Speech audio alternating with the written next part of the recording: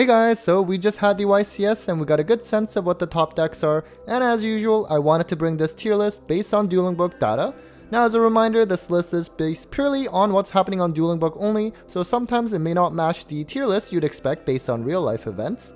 Now I'm just going to lay down how the tier score was calculated here, as well as how the scores are categorized into tiers, and I will link the original video where I go over this calculation in the description below.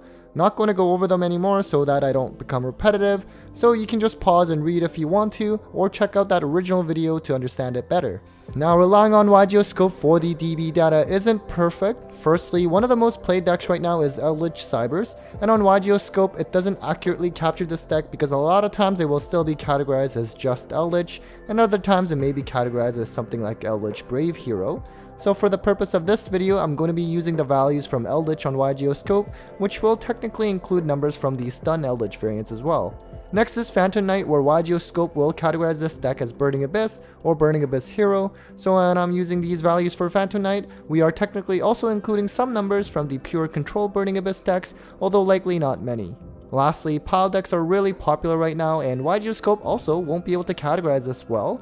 So the decks that we call as Based and Brave Tenyi, I'm unfortunately going to have to just combine both of these decks as one and just call it a Brave DPE pile, and I'm going to use the Brave Hero numbers available on YGOScope for this deck. This technically isn't entirely accurate since these decks can be classified as just Hero on YGOScope, but this is a limitation that I can't really work around. So let's start with the tier list categorization. At number 1 is Prank Kids, back on top again after dropping on last month's tier list. Really strong deck with the Brave engine, and as you saw from the YCS Charlotte top 32 breakdown, made up most of that top cut, and Elijah also won the entire event with Prank Kids. Had a high representation from the top 25 ranked players this month, as based on my monthly meta-analysis as well. Next we have Cybers Eldritch, which also did really well at the YCS, with Enzo making it to top 4, another pile deck using Brave and DPE packages, which offers both combo and control strategies. Had a really high 62% win percentage among all players in the last 7 days as well. Then we have what I'm calling the Brave DPE pile, and as mentioned earlier, this represents both Brave Tenyi and Based combined. Another strong and popular strategy among the top rank that also had a high win percentage among all players, although as mentioned before, this deck does have data quality issues on YGOScope, so not very accurate.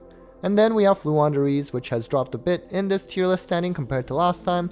Shifter, M-Pen, Wind Statue, and Harpy's Featherstorm are really just blowout cards and not the most fun to play against, making it the best anti-meta strategy at the moment with the respective 58% win percentage. Now on to tier 2, we have Phantom Knight leading this section. It did have a high representation this month in my meta-analysis of the top ranked players, even though its representation has been a lot lower than people expected at the start of the format. It did not make top cut at YCS Charlotte though, as it looks like there's just better options to play at the moment.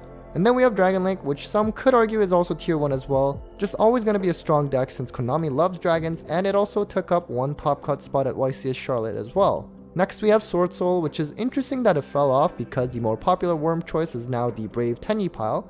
The deck is obviously still good and really consistent, but certainly fell off its dominant status after Protoss got banned on that last list. And then we have Tri-Brigade, which of course also fell off its tier 1 status after that last ban list, but still quite the popular choice among all players. I believe one of the top ranked players on Dueling Book is running Tri-Brigade Madolche, which is pretty interesting, and the engine is very consistent, so it will see competitive play for quite some time, I'm sure. After that we have Sky Striker, which of course is really one of the most consistent decks of all time, and has had so much competitive success in its history. The DPE engine really helps the deck out, and I know some also incorporates the Brave engine as well. Wasn't played by the top 25 players this month though, but it did make a top cut spot at YCS Charlotte. Then we have Drytron, which is another deck that fell from its tier 1 status after that last ban list, but still has shown to be formidable when they get to go first. The win percentage among all players was quite high at 62% as well, and still sees some play among the top ranked. And now onto the Rogue section, we are starting with Dogmatica Invoke, which certainly has fallen off from where it used to be, as Winda is not so great right now, considering that the Brave engine can bounce it and Fluanderies just doesn't care. Very popular deck though, and it is quite consistent. Next we have Ad Ignister, a very popular rogue choice, at least on Dueling Book ranked. It had a respectable 58% win percentage among all players, and also sees some play among the top ranked as well. Some decks just can't out that Arrival Ad Ignister. Then we have Virtual World, which has also fallen off again, even though E-Tally to 3 does help. The Brave engine can be used in this deck as well, but this deck is also known for bricking issues, so perhaps that's why the deck is not so high up on this list. Next we have DDD, which actually made it to tier 2 on my last month's tier list, but looks like it's fallen off for this month. Had a lot of attention after the release of DD Griffin, and even had YCS success piloted by Pac, but I haven't heard too much from this deck in recent weeks. Still respectable though, and requires a galaxy brain to pilot it well. After that we have Plunder Patrol, and no surprise is another deck that has been seeing competitive success due to the power of the Brave token engine.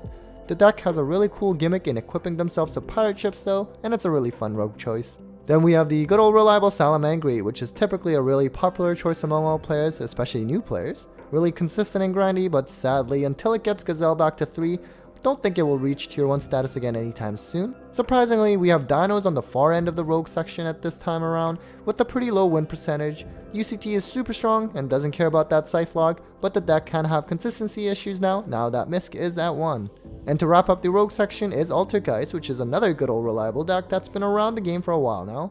Pure trap heavy strategies aren't too popular this format, although Jerome did finish second place at YCS with the Eldritch Stun. Unfortunately, Altergeist isn't really a deck that can use skill drain. And the other section seems to be pretty similar as usual, just like the rogue section where Mystic Mind Burn is in here. Doesn't have a good overall match win percentage, but I would assume that it usually takes game 1s if it gets to go first, and I'm sure on DB people will scoop easier rather than trying to play it out if it was a real event. Finally, the last deck on my tier list is Madolche, since I'm only covering the 20 most played decks on DB as part of these tier list calculations.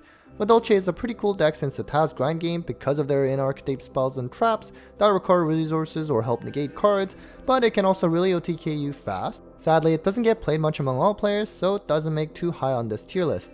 Alright guys, so that was it for another monthly tier list by the data video. Let me know what you think. If there's ever a time where the tier lists are too similar month after month, then I won't post them as often.